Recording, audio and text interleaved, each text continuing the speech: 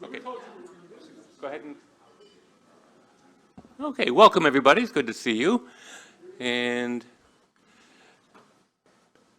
going to wait for. Okay. Just wanted to see if those doors in the back were going to close.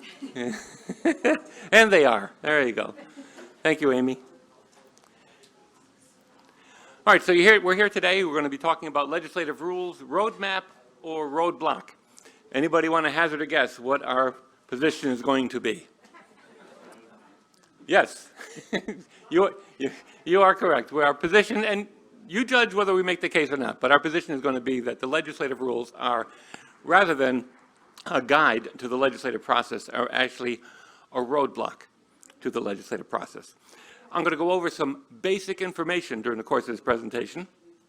And by the way, my name is Tony Crocamo, and I'm with Fair Districts PA, and I'll be doing this with Aizaz Gill, and he is with Business for America.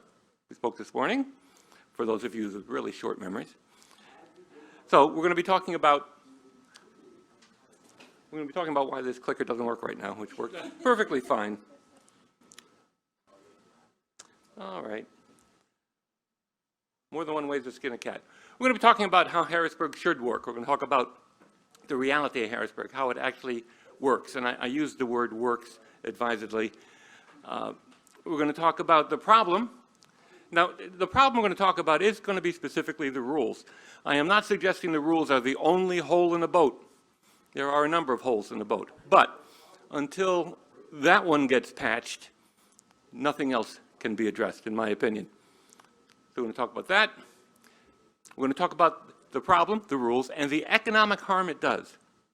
And this is very important because, as I said this morning, Fair Districts, we go out there and we talk about redistricting reform, and that is our issue. We're passionate about it. But if you're talking to a Rotary group, and there's a lot of business owners there, okay, fine, that's a problem. I understand that. But it's not their problem necessarily. However, that business may have legislation that is interested in advancing, and it has also stalled. And when we're able to talk to them about issues that are important to them, the problem becomes much clearer. We are all human beings, and we all have our own self-interest. Self-interest is a primary motivating thing with humans. It's just the way we are. So you're not going to be interested in my issue, but you are going to be interested in your issue. So that's what we want to do. And then we want to talk about the fix and what you can do, what all of us can do to help fix Harrisburg. So, and I know this is basic stuff, but I'm just going to go over it really quickly. The way it's supposed to work is you have three co-equal branches of government. Co-equal branches of government, not one above the other. They are all, looks fine on my screen. That triad, the executive on top does not mean that the executive is in charge of the three co-equal branches of government. You can swap them all around any way you want. The legislative, the role of the legislature is to enact laws. The role of the judiciary is to interpret the laws. And the executive enforces the laws and runs the state through administrative offices. Those are our three co-equal branches of government. This is a quick run-through of how the legislative process is supposed to work. And again, it's going to be basic for many of you. I'll go through it quickly. Every bill, every law starts with an idea. There ought to be a law. That's the beginning point. And then you convince the legislator, and this source can come from pretty much anywhere. It can come from the legislature, a legislator himself, herself. It can come from a PAC. It can come from activist citizens. It can come from a citizen. It can come from a business group. It can come from Fair Districts PA. The sources don't matter. You just get a legislator who says, I agree with that. I'll get a bill written up, and the bill gets proposed. So that's how a bill gets proposed. All bills, whether they originate in the House or the Senate, goes to a committee. If it's in the House, it goes to a House committee. If it goes to the Senate, it goes to the Senate committee. The Senate committee, or the House committee, is supposed to discuss the bill, debate the bill, possibly amend the bill, and then vote the bill out of committee. And if it gets voted out of committee, it goes to the floor of that chamber where it should be discussed, debated, possibly amended, and voted on. And if it passes that house, that chamber, it goes through the same process in the next chamber. It goes to a committee there, discussed, debated, voted on, out of committee, discussed, debated, voted on. Now, I want to be clear. Fair Districts PA is not saying every bill that's proposed deserves to be discussed, debated, and voted on. There are, go into how many later, but over 4,000 bills per session. That is an absurd amount. They can't discuss, debate 4,000 bills. But bills with bipartisan support, they should be. They have bipartisan support. They have merit. They've appealed to both sides. So we're saying discuss, debate those. If it passes both chambers, it then goes to the executive, it goes to the governor, and the governor he signs it and it becomes a law, or the governor vetoes it. And if the governor vetoes it, it goes back to the original chamber where it originated. And if it overrides the veto, it becomes law. If not, overrides the veto, it goes to the next chamber, passes there, it becomes law. Okay, so that's how it's supposed to work. This is how it works. Any one of 6 majority party leaders can single-handedly block any bill for any reason. For no reason. They don't have to explain it. Those leaders are House Committee Chair. The House Committee Chair is in control of the House Committee's agenda. If he or she decides that that bill shouldn't be heard, it won't be heard. The House Majority Leader. If a bill gets out of committee and the House Majority Leader decides he doesn't want to have it go any further, well, actually, it's going to be she this term, isn't it? She doesn't want to have it go any further, it won't go anywhere. Same for the Speaker of the House, Senate Committee Chair, Senate Majority Leader, and the Senate President. 6 gatekeepers in Harrisburg control the legislative agenda, any one of whom can stop any bill for any reason. None of these people, as individuals, was elected with more than 0.05% of Pennsylvania voters in any election. And yet, they can block legislation supported by the majority of the members of the House or the Senate and the majority of Pennsylvanians. Yes? In Congress, there's something called a discharge petition, which can override leadership and get something to the floor. Does anything like that exist in the Pennsylvania legislature? Yes and no. There is a discharge petition in Pennsylvania, and in the last 11 years, it's been attempted 50 times. Is it 50 times? I'll say 50 because that's the lower number. It has succeeded in getting a vote out of committee once. That bill failed. So that's a workaround that I would argue doesn't work. Once every 11 years, once every 50 tries, you're not getting in the Hall of Fame with that kind of batting average. So that's so much, and the legislator, when you talk to legislators about it, they will say, hey, we got a discharge petition. Say, hey, when's the last time it worked? It's going to be a long pause. They don't know. They don't. Many of the legislators who point to the discharge petition aren't aware that it's worked once in the last 11 years, once in the last 50 attempts. Facts are a wonderful thing when you're right. They are our friend. They are our friend. So now, I'm looking around, and I know some of you have no idea who this fellow is up here. That's W.C. Fields. Some of you do. And in the movie My Little Chickadee with Mae West and W.C. Fields, Mae West was the queen of the single entendre. There is a point where he is a carny, and he has a wheel. And a rube comes up to him and says, is this a game of chance? And he says, not the way I play it, no. And I just think that's an apt way that the leadership in the House and the Senate deal with legislation. It is not a game of chance, nor is it a democracy. We do not live in a democracy when one of 6 people can block any bill for any reason. That is nobody's definition of democracy. This chart, and you've seen it before, you have it in other documentation, this is a tsunami of proposed legislation that results in a trickle of results. And you start off with, the blue are the bills proposed by the Democrats, and that's the House Democrats proposed 1,242 bills. The House Republicans proposed 1,622 bills, and you add that to the 1,400, you're not going to be able to deal with all those bills. So many of these bills, and they're introduced term after term after term, they may have bipartisan support, they may be worthwhile, but a lot of them are just puffery. And you'll get a notice from your legislator, from your senator or your representative, and I call it the Jack Horner syndrome. It's, I just proposed a bill for, motherhood and apple pie, and, what a good boy am I. And they stuck on their thumb, pulled out a plum. It's going nowhere. They know it's going nowhere.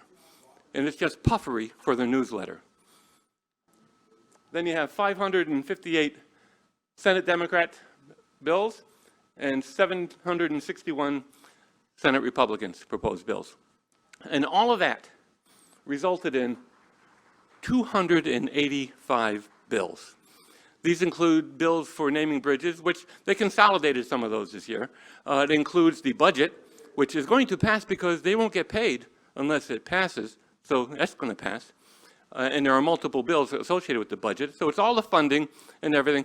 285 out of all of those bills proposed. 93% of those bills fail. Again, we're not suggesting we want to have nearly 7,000 bills passed this session. We don't. A lot of those bills, we have no interest in seeing them go anywhere. Representative Brian Cutler said, do we really need seatbelts for cats? Well, I'm not a proponent of that myself. I don't care about that. Yeah, there are silly bills that are proposed. But there are also bills that govern carbon monoxide poisoning alarms at preschool and lead levels for our children. And, really important issues. So to say we don't want seatbelts for cats, agreed.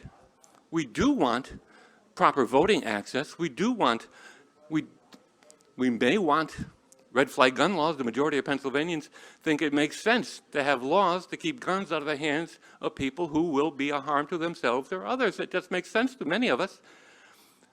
But the fact that most Pennsylvanians support that, the fact that most NRA members support that, means nothing. Means nothing. The head of the committee for the Judiciary Committee, which handled red flag laws, said, and this is paraphrasing, he actually referred to himself in the third person, but he said there will be no red flag laws while I'm the chair of the committee. They don't hide from the fact that they have this control. They are proud of it. They relish it.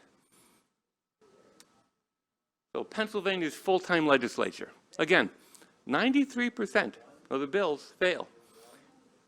Close to 75% die in committee. Not die in committee after being discussed, debated, amended, and voted on. They die in committee because they were never scheduled on the committee agenda. The difference between being referred to a committee for a bill and being thrown in a trash basket for 75% of the bills, no difference. No difference. Largest full-time legislature in the country, the third most expensive legislature in the country. California and New York have us beat. We're working on it. And among the least productive. If you look at the number of bills passed as a measure of production. But again, when you talk to legislatures, make it clear, we don't want all of those bills passed. We want bipartisan bills to get a vote, to be discussed. So, this is where Fair Districts PA got into the, what happened? Why did this happen? We had 101,000 people that signed our petition. we had over 389 municipal authorities, including counties. Some, and these are in red areas and blue areas. These were counties that were majority county commissioners were Republican, majority county commissioners were Democrat. These are boroughs, townships, and they all passed resolutions supporting redistricting reform. And these municipalities and counties represent like 9 million Pennsylvanians, you know, close to 70% of the population of the state.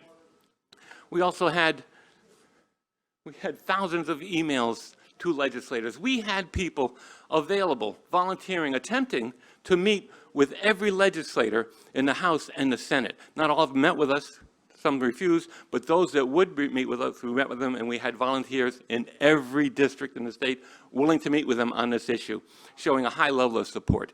We had bills.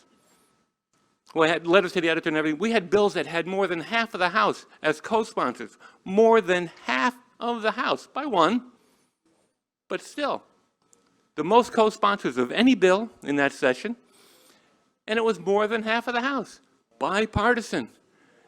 And despite all that support, our bills never got a floor vote in the House or the Senate. All that support meant nothing. And so we stood back and we said, you know, because we thought, hey, everybody wants this. They know how many people want this. You know, 60, 70% of Pennsylvanians want this. We're good, right? What happened? What happened was one committee chair and the rules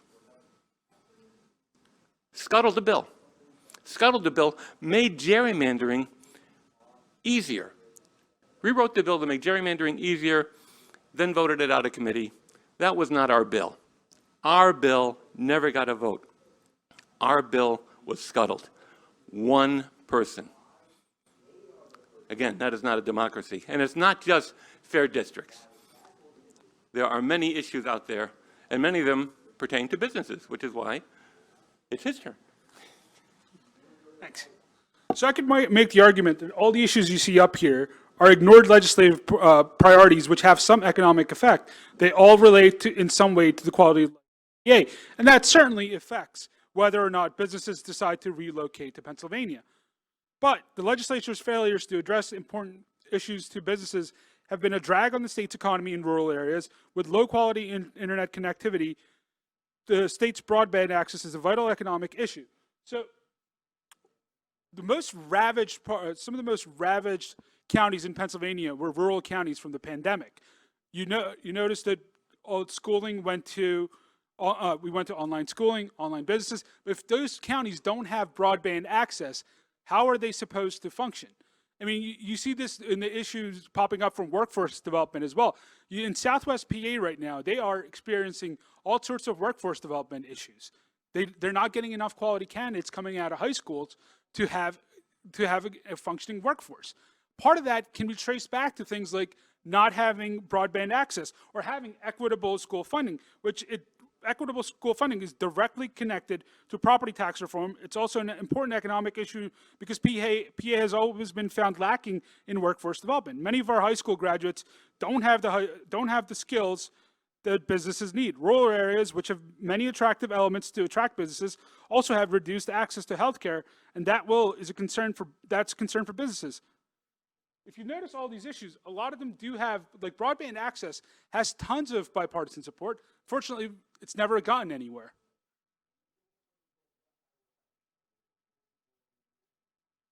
Rules should allow our legislators to work for citizens for a more competitive PA economy. And we'll share some stats later on in this presentation on just how low Pennsylvania has fallen on those.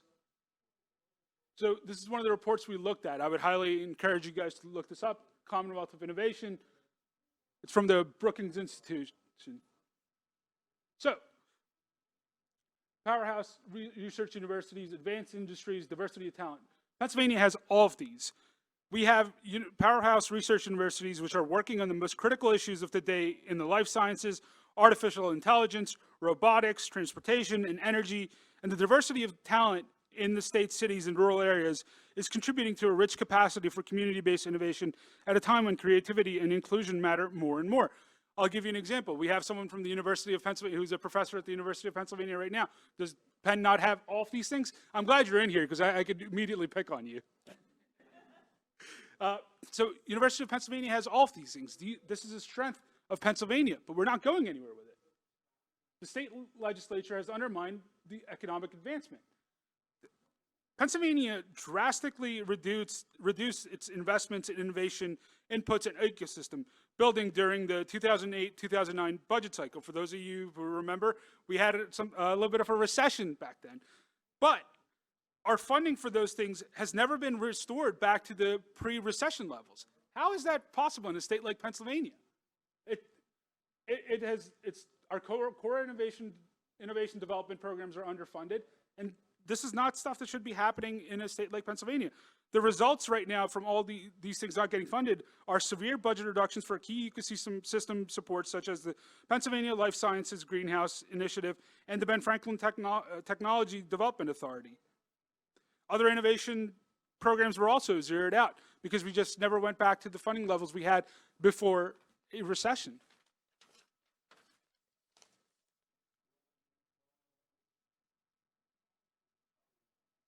So this is what we need the Pennsylvania legislature to do. Make innovation central to economic, this is all from the Brookings Institute report, by the way. Make innovation central to economic development, rebuild the innovation budget. Raise your hand if you have confidence that the current legislature will do that. What, no, not a single person raising their hand. Wow, well, you're probably right. That's a lot of action on some very difficult issues. But it'll take vision and hard work and legislative rules that permit collaboration, none of which we have in Pennsylvania right now. Certainly doesn't help that 6 people can stop any one of 6 people can stop all of these things from happening. So this is what Business for America, for those of you who were here this morning to listen to me talk, this is going to be a little repetitive, but it's important, so I feel the need to point it out again. This is what Business for America is going to be, there we go. This is what Business for America is going to be working on over the next year or so in the 2023-2024 legislative session. So we want to work on pre-canvassing. So why is pre-canvassing important?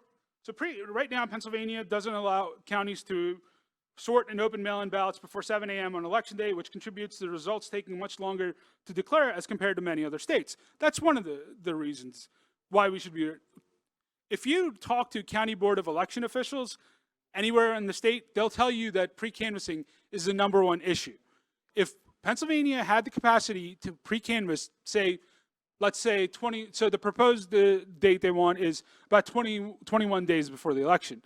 Even if we cut it down to 14, we would have time and effort put into this, and we would likely have the results known before election night. This is critical for 2024. I work with a lot of businesses, and one of the things I've noticed is that businesses have sort of become a little going back to the way things used to be, in that they're comfortable with things. They don't want to put skin in the game necessarily on this again. But I would highly suggest that anyone in this room, any business that's interested in stuff, don't do that. Don't become complacent on this issue. 2024 is right around the corner. Everything we do in 2023 leads to 2024. So if we can get pre-canvassing passed in Pennsylvania in 2023 for the 2024 general election, it would be fantastic. We would have learned from our mistakes in 2020, and we will be well on our way to knowing who wins Pennsylvania in 2024 if we do pre-canvassing right. We also want to work on standardizing PA electoral process. So one of the examples I used from this earlier this morning was the Pennsylvania Supreme Court ruling that misdated or naked ballots don't count. Now, this was an ongoing issue between counties, Department of State, for a couple of years now. We had a federal court rule one way, Pennsylvania Supreme Court came in and ruled the other way. You could see how it creates confusion among counties, right? Northumberland, York, Lancaster counties, they refused to count those. Ballots. Couldn't do any sort of ballot curing. Philadelphia, Allegheny, Erie counted those ballots. It creates an inherent distrust in the system because if you live in these different counties, you're going, well, they can do this. Why can't I do this?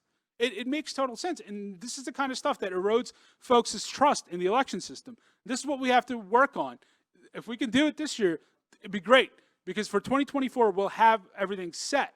And it'll lead to a better, secure election in 2024. We also want to work on civics. As I mentioned before, 26% of the American population can tell you the three branches of government. I don't know about you guys, but I find that to be unacceptable. We have to work on these things, and we have to do it now. So, brought up earlier, just where PA has fallen to in terms of economic development. You guys want to take a guess as to what some of our rankings are? There's 50 states in the U.S.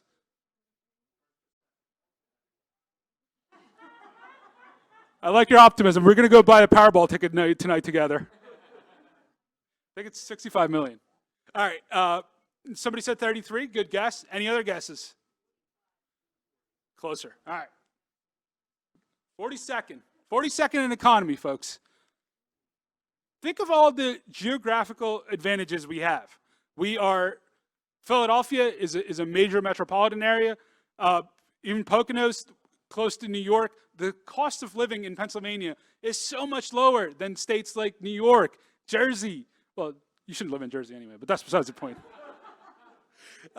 If there's anyone from Jersey in here, I do not apologize. You think of all these advantages we have. Even the state tax in Pennsylvania is like 3.07% compared to New York, which is 10.29%. We have all these advantages in Pennsylvania, but we're not taking advantage of them. We fell to 42nd in economy, 44th in infrastructure, 47th in fiscal stability. Hey, this is just not right. And if we had a legislature which was more concerned with economic development as opposed to, once again, relitigating the 2020 election, we could get somewhere with these folks. I know I'm preaching to the choir here, but this stuff needs to be said. Here's what the legislature needs. Based on past rules wrangling, it is likely they'll have less than 24 hours to review the upcoming legislature on January 3rd, to review the proposed rules. Last session, they had less than 5 hours to review the 60-plus pages of rules. Raise your hand if you could read 60-plus pages in 5 hours of rules, legal writing, not like George R.R. Martin here or anything. This stuff's pretty dry. The rules will once again give the party leaders full control over the legislative agenda, likely no time for public review because God forbid we have that. Even the elected officials, the people we elected, don't get to review this stuff. Like, forget the actual public. This is the kind of stuff we're dealing with. It's just sorry, gets frustrating. So, in the House from 2013 to the present, 68 resolution changing rules have been referred to the Rules Committee, 38 proposed by Republicans, 30 by Democrats. You guys want to take a guess as to how many? How many? There we go. See, now you guys are learning. Yep, you're right. Absolutely zero. 0 of them got passed. This is what we're dealing with. Tony's going to tell you more about it. I just get sickened when I see stuff like this.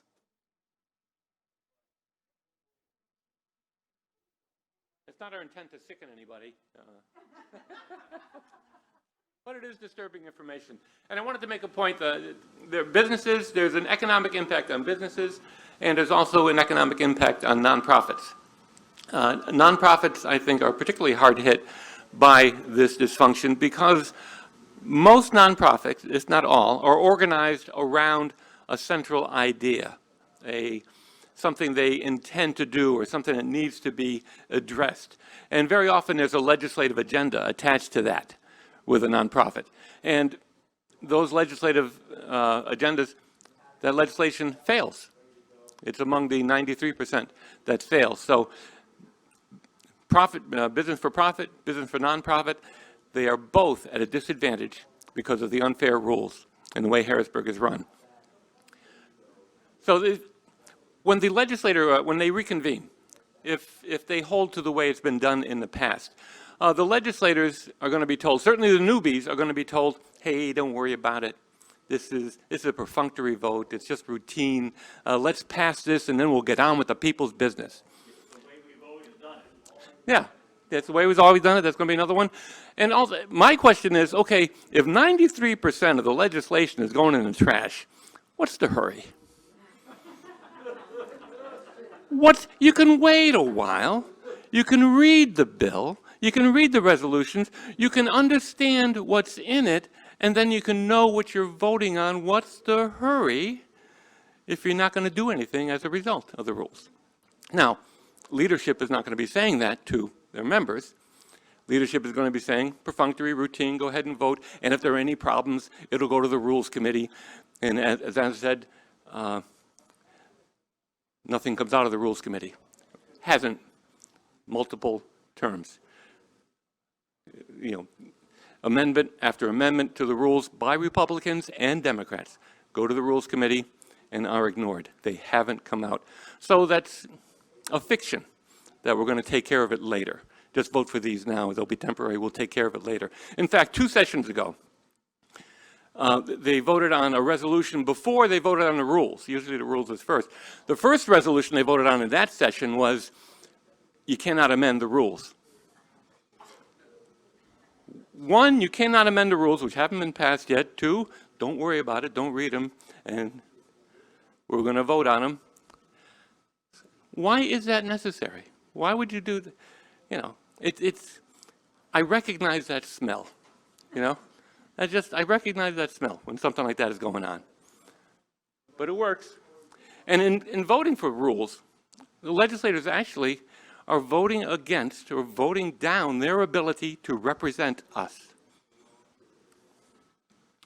So, people always saying, well, what's the collaboration you want? What do you want to see and everything? And these are not official Fair Districts PA suggestions. These are from other states, just what other states have done and seem to work elsewhere. So committees must hear all bills. Now, again, when you got 4,000 something bills, that's not practical here.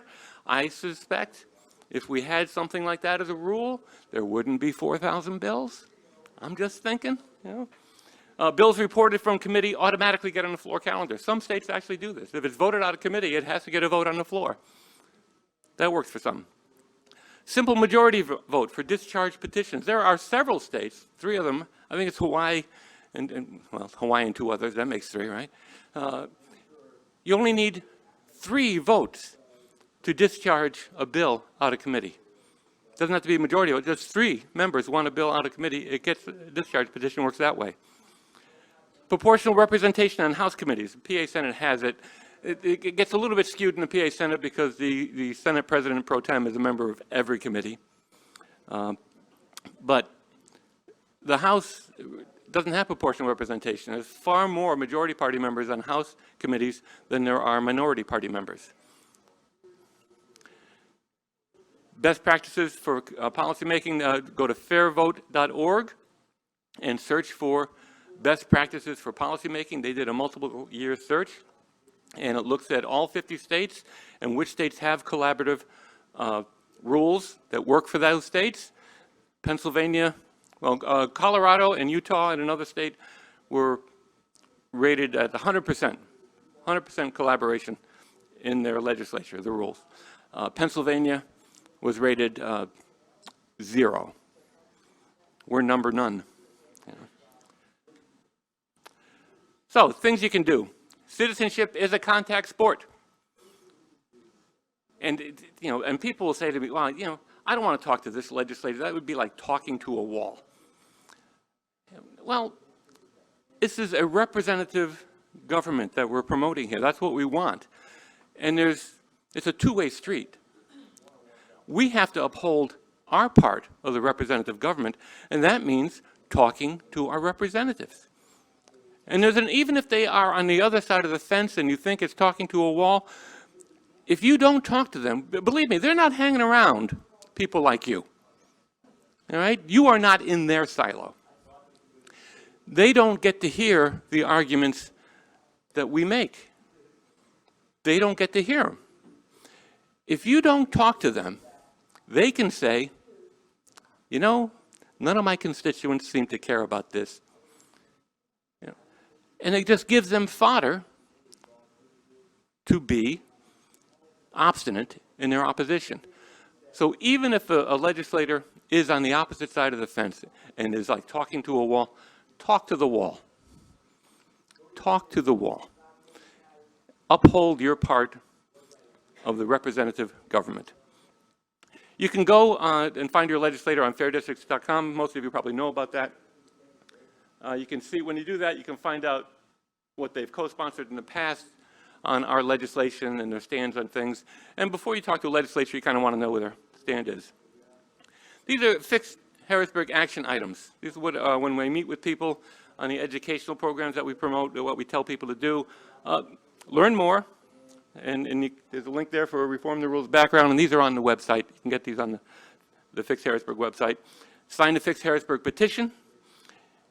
Organizations, you can sign the Fix Harrisburg petition as an individual. You can also have your organization. If you're a member of another organization, they can sign it. The leadership of the organization can sign it and get hooked in with information on this. Very important to do. There's a organizational outreach email, and these are handouts I make available to people who are taking the courses from us and attending sessions. And if you get me your email, I'd be able to get you all of these. Attend the Fix Harrisburg update meetings. The last one's going to be on Zoom on December 15th. Meet with legislators. If you have 3 to 5 constituents of a legislator, you can contact us and we will provide training for how to meet with legislators. It is a non-confrontational, values-based method for meeting with legislators. It's not there to argue, it's there to exchange ideas and to listen to each other. Bipartisan solution. This is our radical idea. Sometimes the opposition frames us as being just a tinfoil, crazy, radical nut jobs. This is our radical nut job idea. We think bipartisan solutions should get a vote in committee, on the floor, and in both chambers. That's it. This is hardly pitchforks and torches. This is just a perfectly reasonable way that government is supposed to work. That's what we want. So no matter what the issue is to you, it's important. If we don't have a responsive legislature, it doesn't matter. Nothing changes until we fix Harrisburg. And now we can take some questions if you would like. I think the question was, correct me if I'm wrong, what are you doing to do outreach to businesses? And what would you, to businesses that are, what would you say to businesses which are reticent to come out? So that's obviously a concern with businesses. Like if you live in a district, and they don't want to go against their state legislator. The way sort of we've found is that there's strength in numbers. So if you get several businesses on the same issue, you'll get businesses more likely to sign on. And, this is not just in Pennsylvania. This is something that we have seen nationally where, businesses, we live in a different era now. Like previous years, businesses didn't want to get involved. Now it's more of an expectation in general. But even with these circumstances, it helps having several businesses on board. So businesses, like one single business owner, doesn't feel like they're on an island. So that's the answer to your second question. The first question is, we try to reach out to businesses however we can, whether it's chambers of commerce, going to business groups. If you know any and you think any who would be interested in I'm happy to reach out. Like we're sort of a smaller team, but if there's some interest there, I'm happy to reach out on my own to whatever group or whatever business you think would be interested in the work we do. I wish I could give you a magic. Yeah. I wish I could give you those magic phrases, but it's not like if it was that easy, everyone would be doing it. I'm not trying to sound glib with that answer. It's more of like you have to talk to that person, see what their priorities are, get a feel for what they're comfortable doing with. Like if I meet a business person for the very first time, I'm not going to them and asking like, hey, I need you to go advocate for such and such bill because it's good government. It's an idea. You have to build a relationship with people. You have to find out what they're comfortable doing. You have to find out what they're willing to take a stance on, and you work with from there. There is no, to answer your question, unfortunately, there is no magic. I'm sorry? If I find one, man, I'll pass it along to you. How about that? Sure. Yep, I totally get where they're coming from. the idea would be to tell them, like, hey, this good government stuff isn't necessarily, it's not partisan politics. Precanvassing shouldn't be considered, partisan politics at all. So it's things like that, but no magical phrase, unfortunately, that I've yet to encounter. But if I do, man, I'll be more than happy to share it. Sure.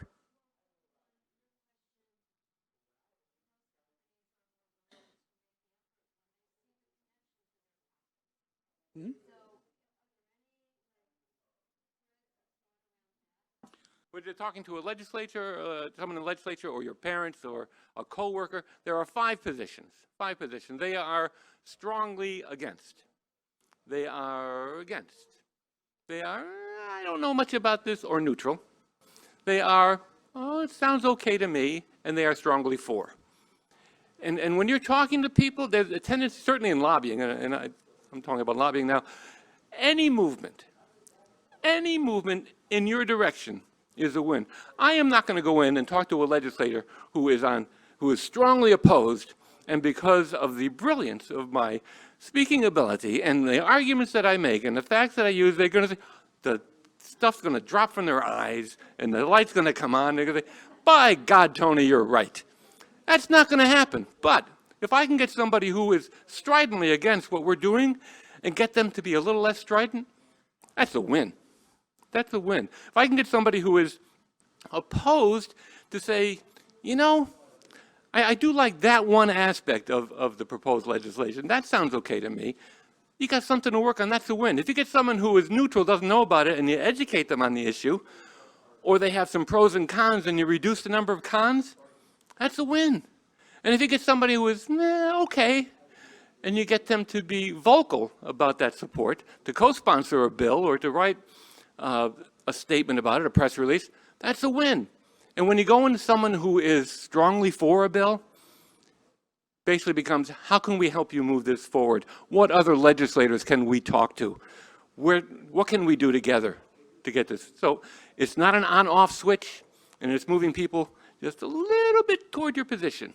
A little bit. That's a victory.